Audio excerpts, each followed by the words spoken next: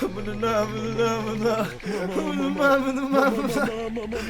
am I doing with my life? Need for Speed Payback was literally just announced. The trailer just dropped. Along with it, dropped a bunch of information. Originally, I was going to do like a teaser breakdown, but there's going to be a ton of those. I want to talk more about the information specifically, including the DLC, the Deluxe Edition, the Early Access, the types of cars in the game, the cars that we already know are going to be in the game, a whole bunch of things. I don't really want to do a teaser trailer because it's a bit boring. So we're going to talk about everything else which has dropped literally about 2 seconds ago. So if you go over to needforspeed.com, you can see that they've got a whole bunch of information that's just dropped about, you know, the cars that are going to be in the game, about what kind of set pieces and stuff. It's a whole bunch of things. I'm going to try to summarize it in this video. So the first thing we're going to go ahead and talk about is this little screenshot here. It says high stakes competition, get on a roll and win big with high risk versus rewards gameplay. The return of cop chases means the stakes have never been higher. So obviously we're in Vegas. Vegas is known for gambling and stuff. I've talked about the possibility of wages and pink slips being a thing, but the cops,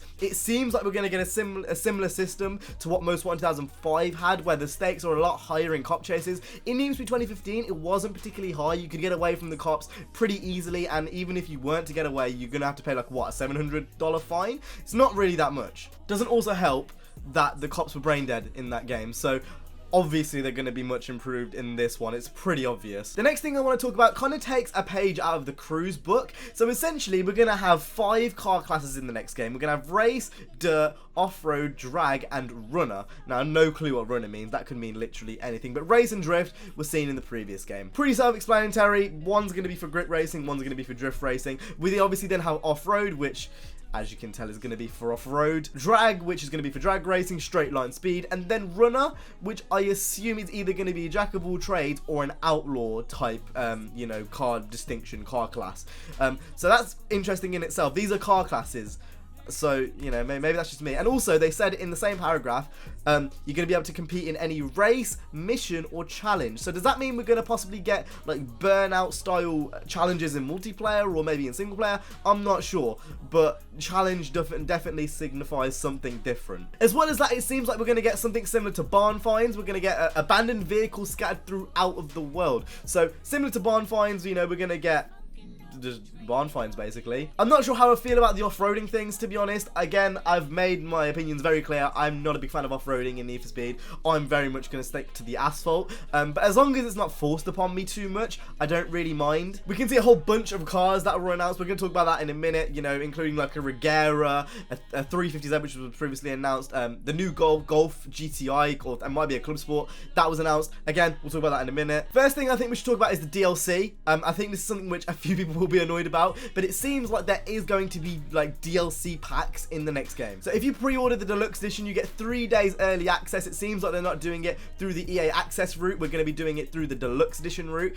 As well as that, you're going to be able to unlock customization items. You're going to be able to receive in-game discounts, rep bonuses, 5 shipments to get your adventure started, which I'm not sure what that particularly means. And then you're also going to get a story mission pack, as well as a Need for Speed Payback Platinum car pack. So essentially, I don't like the idea of locking content before a game comes out for a Deluxe Edition, but essentially that's what's going to happen. DLC seems to be like it's going to be paid for in this game. It's not all going to be free. It's going to be interesting to see how they do this, if they go the GTA route or even the crew route, where they give away some stuff for free and then some stuff paid. I would much prefer doing that instead of the Forza Horizon route, but again, we're just going to have to see how that goes. And then this is the Deluxe Edition cover, which you can see on the screen right now. I might have already put it up, and it again looks pretty freaking cool. I'm not sure about you guys, but that looks like a BMW X6 to me. It looks like an X6M to me, if you want to be specific.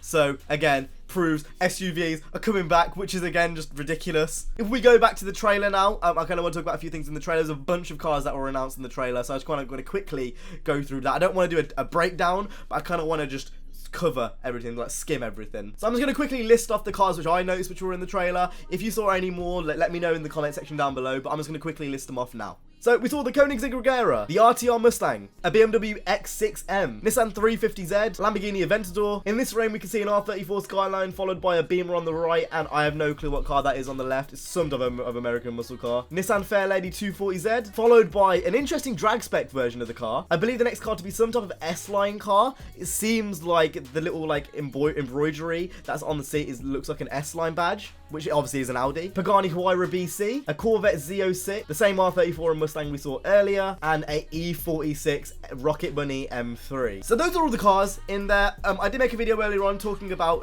the story mode and a few other things. If you want to go check that out, the link will be down in the description. I might make another video later on just giving my impressions about what I think of the game. I can't remember the last time I've uploaded 3 videos in a day, but this is one of those days I feel like I just need to. So I hope you guys enjoyed this video. I hope you found it informative. If you did, go ahead and subscribe, because this is the #1 place for Need for Speed content on YouTube. So with that being said, I hope you guys enjoyed. If you did, make sure to go ahead and hit the like, subscribe. I'll see you guys in the next one. You guys have an awesome, stay safe, and peace.